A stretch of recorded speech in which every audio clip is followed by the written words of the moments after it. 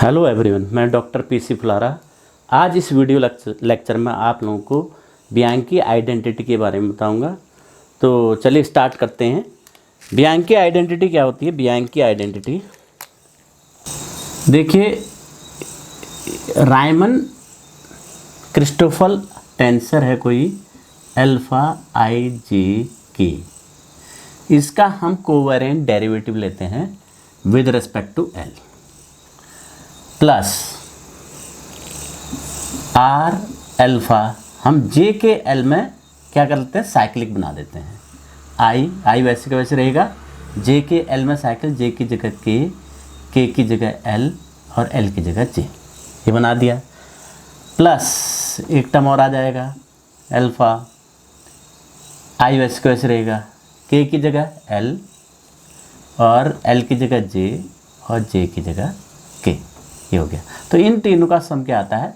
0 आता है। किस में? जियोडेसिक कोऑर्डिनेट सिस्टम में। ये ध्यान रखिए, किस में हम लेते हैं? जियोडेसिक कोऑर्डिनेट सिस्टम में हम ले रहे हैं इसमें। तो अब देखिए इसकी वैल्यू क्या होती है, इसको हम प्रूफ करते हैं। कैसे प्रूफ होगा ये? सबसे पहले इसकी वैल्यू रखेंगे अल्फा आई जे के की वैल्यू लिखते हैं। कोवेरिएंट डेरिवेटिव उसके बाद लेंगे। तो पहले इसकी वैल्यू लिखते हैं। क्या मैंने स्ट्रक्चर तैयार करी है, इसको मैंने बताया था पिछली वीडियो में कि कैसे लिखा जाता है। तो minus del upon del X plus 2 का प्रोडक्ट माइनस 2 का प्रोडक्ट, ये हो गया। 2 क्रिस्टल सिंबल का प्रोडक्ट हो जाएगा। अब हम यहाँ पर लिखते हैं, देखिए कि एक बार हमने जे के रेस्पेक्ट में डिफ्रेंशिएट कर दिया और एक बार हमने के रेस्पेक्ट में। यहाँ अल्फ़ा रख दिया, यहाँ अल्फ़ा रख दिया, यहाँ अल्फ़ा रख दिया, यहाँ अल्फ़ा, यहाँ बीटा कर दिया, यहाँ बीटा डमी हो गई, यहाँ भी हमने बीटा रख दिया, यहाँ बीटा डमी। तो यहाँ जे रख दिया, यहाँ भी जे रख दिया, यहाँ के रख दिया। अब यहाँ जे रखा है तो बचा क्या? आई के लिख दिया हमने। यहाँ के रखा तो क्या बचा? आई जे बच गया, आई जे लिख दिया हमने। ऐसे यहाँ पर भी बीटा जे ले लिया, आई के बचा तो आई के रख दिया, यहाँ के ले लिया, आई जे बच गया, आई जे रख दिया। तो ये हमने लिख दिया।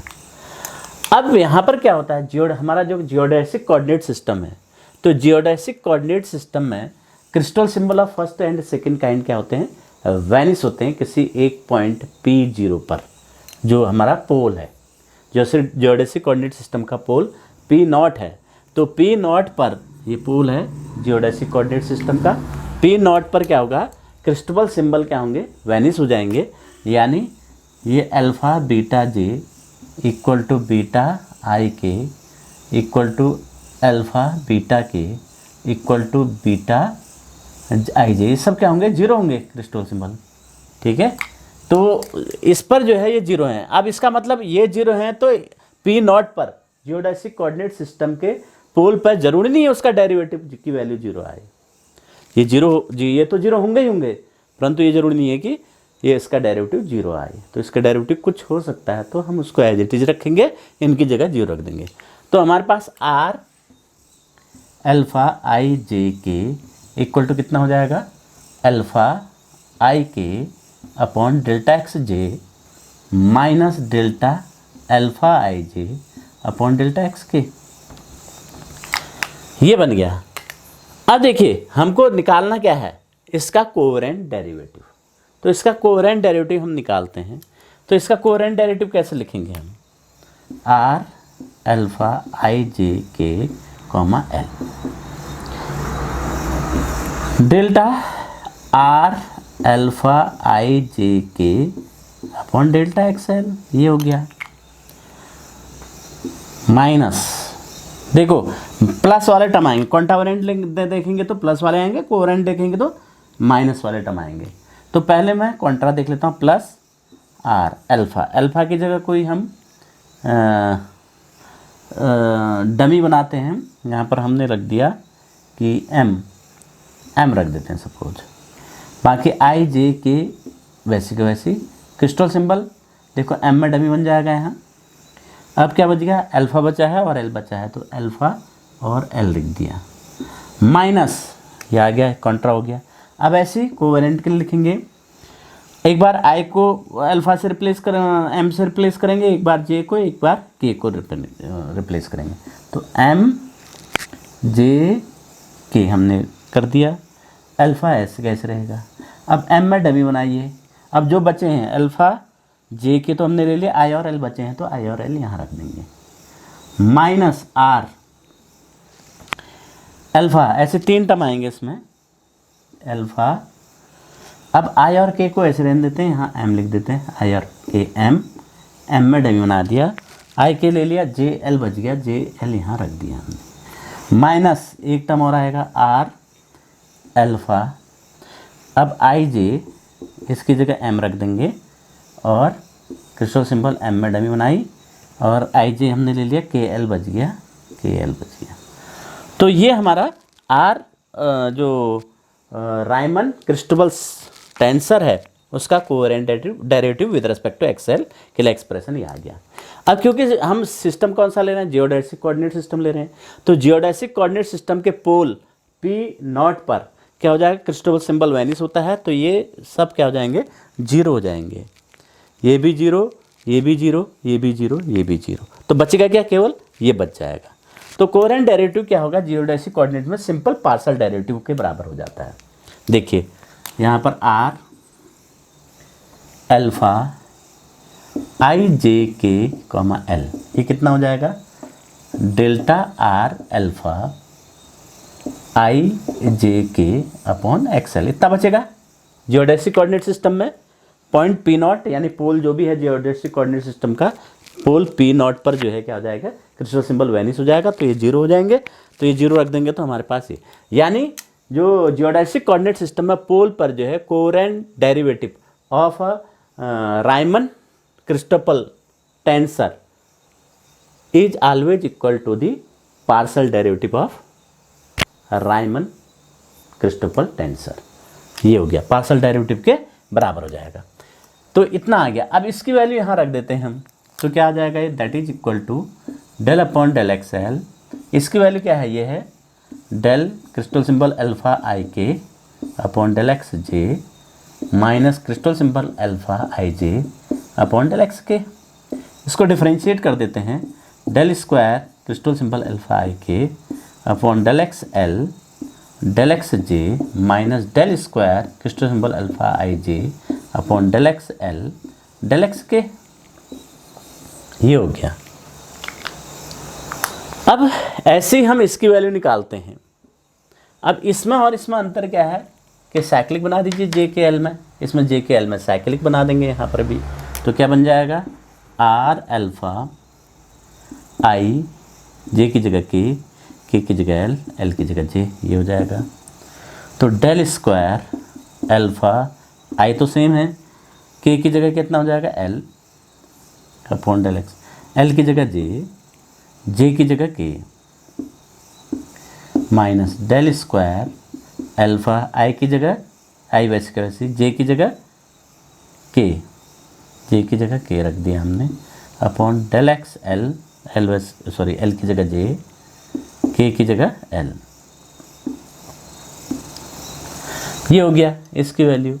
अब ऐसी तीसरे वाले टर्म की एक बार और साइक्लिंग कर दीजिए, आई के की जगह एल, एल की जगह जे की जगह के, डेल स्क्वायर अल्फ़ा आई वैसे कैसे, तो एल की जगह जे आ गया, जे रख दिया अपॉन डेल जे की जगह क्या आ जाएगा, के आ जाएगा, के डेल एक्स, के की जगह क्या आ जाएगा, एल आ जाएगा, माइनस डेल स्क्वायर अल्फ़ा आई वैसे कैसे, के की जगह एल अपॉन डेल एक्स, जे की जगह के, डेल एक्स एल की जगह आई सॉरी जे, एल की जगह जे, तो ये हो गया।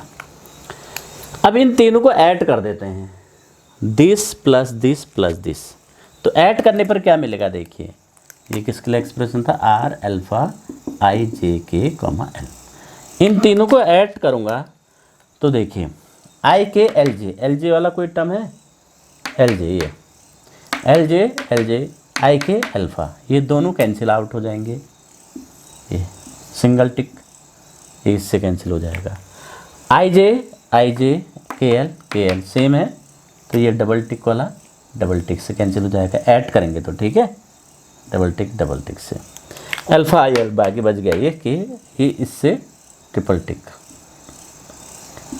टिक वाले से कैंसिल हो जाएगा।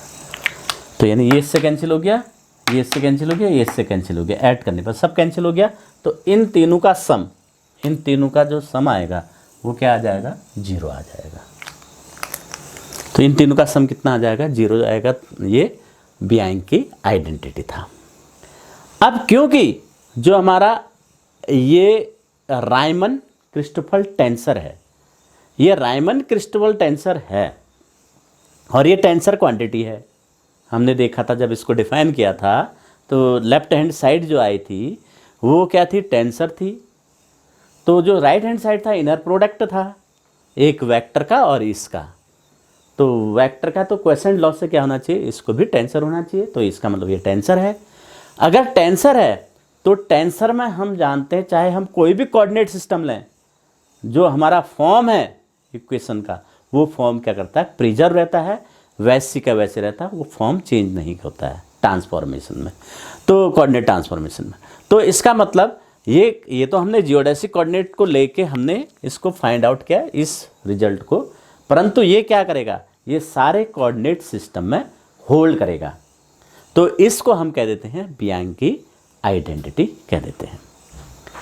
अब बियांक की आइडेंटिटी का कोवेरिएंट फॉर्म क्या होगा, इसका कोवेरिएंट फॉर्म क्या होता है वो देखते हैं। अब देखिए इसका कोवेरिएंट फॉर्म क्या होगा, कोवेरिएंट फॉर्म देख रहे हैं हम बियांक की आइडेंटिटी का।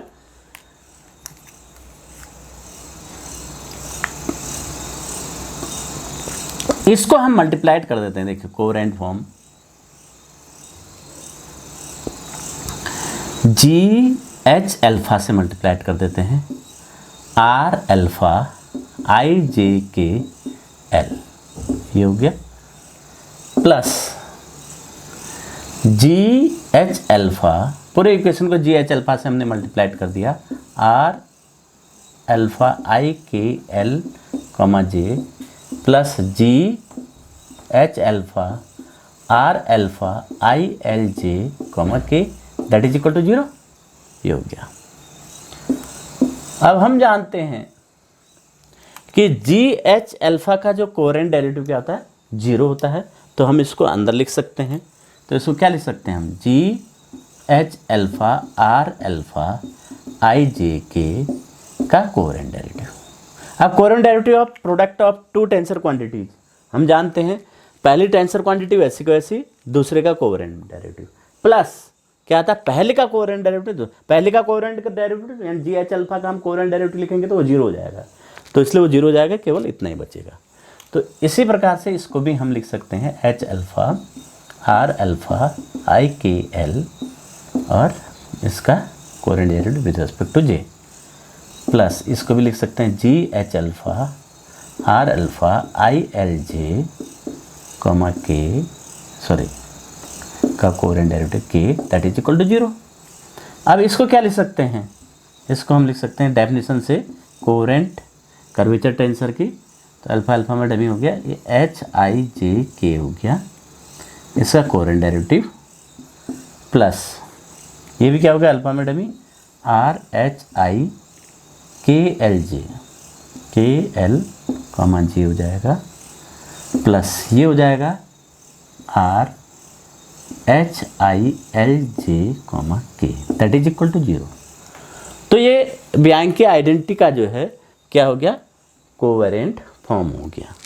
ये आता है, ये देखिए HI दोनों में से सब में सेम है, बाकी HI को छोड़ के JKL में साइक्लिक है, JKL KLJ और LJK।